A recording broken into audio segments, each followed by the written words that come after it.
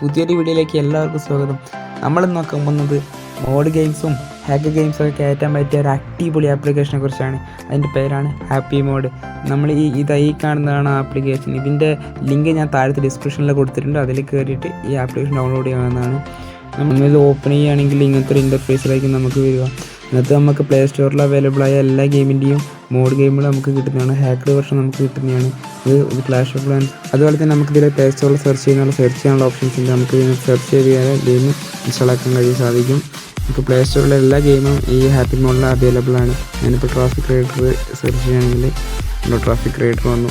അതിനകത്ത് ഫസ്റ്റ് കാണുന്ന അതിനകത്ത് കുറേ ഓപ്ഷൻസ് കാണാൻ സാധിക്കും. നമ്മൾക്ക് ഈ ഫസ്റ്റ് കാണുന്ന മോഡ്സ് എന്ന് പറഞ്ഞ സെക്ഷനിലുള്ളതാണ് നമുക്ക് ഹാക്കഡ് വെർഷൻ കിട്ടുന്നത്.